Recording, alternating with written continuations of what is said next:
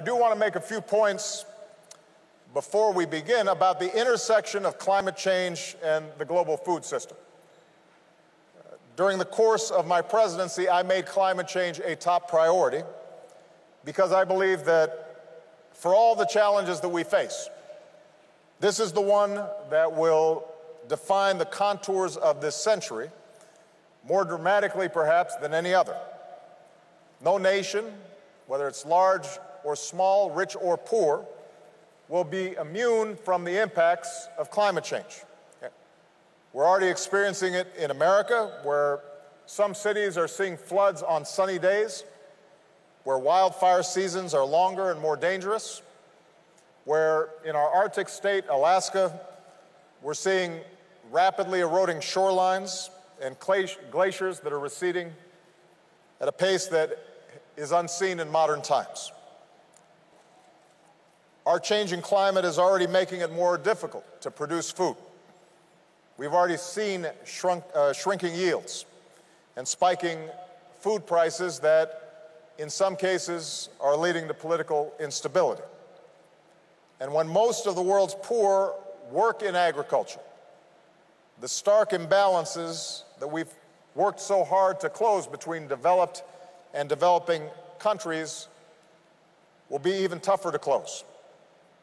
In fact, some of the refugee flows into Europe originate not only from conflict, but also from places where there are food shortages that will get far worse as climate change continues. Our existing food system is, in fact, a significant contributor to climate change. Food production is the second leading driver of greenhouse gas emissions, second only to energy production. And if we don't change course, the World Bank predicts that by 2050, agriculture and land use change may account for as much as 70% of global greenhouse gas emissions. Now, the good news is that there are steps we can take that will make a difference. Now is the time for us to act. The path to a sustainable food future will require unleashing the creative power of our best scientists and engineers and entrepreneurs, backed by public investment and private investment to deploy new innovations and climate-smart agriculture. Better seeds, better storage, crops that grow with less water, crops that grow in harsher climates, mobile technologies that put more agricultural data, including satellite imagery and weather forecasts and market prices, into the hands of farmers so that they know when to plant and where to plant, what to plant, and how it will sell. All these things can help to make sure that food security exists in poor countries, but it can also help us assure that in producing the food that we need to feed the billions of people on this planet, that we're not destroying the planet in the process. Now, part of this is also going to be wasting less food, especially in the United States, where we can waste up to 40%, especially when nearly 800 million men, women, and children worldwide face the injustice of chronic hunger and malnutrition. We have to create a food culture that encourages a demand for healthier, more sustainable food.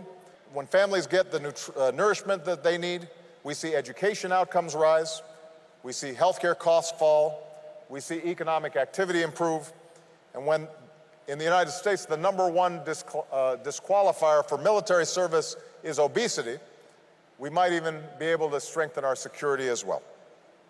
So the good news is that because of the work of many of you, the innovations that you are already investing in, we're starting to see a better way to feed a growing planet, combat hunger and malnutrition, put healthy food on the table, save our environment.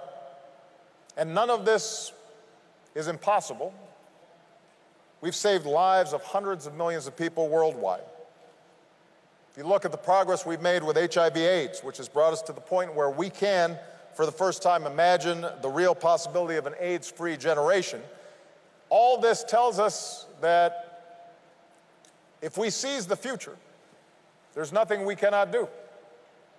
I do not believe that any part of the world has to be condemned to perpetual poverty and hunger. And I do not believe that this planet is condemned to ever-rising temperatures. I believe these are problems that were caused by man, and they can be solved by man. When it comes to climate change, the hour is almost upon us. If we act boldly and swiftly, if we set aside our parochial interests in favor of the air that our young people will breathe and the food that they will eat and the water that they will drink, if we think about them and their hopes and dreams, then we will act, and it won't be too late. And we can leave behind a world that is worthy of our children, where there's reduced conflict and greater cooperation, a world marked not by human suffering, but by human progress. Thank you very much. Thank you, Milan. Thank you, Milano. Grazie.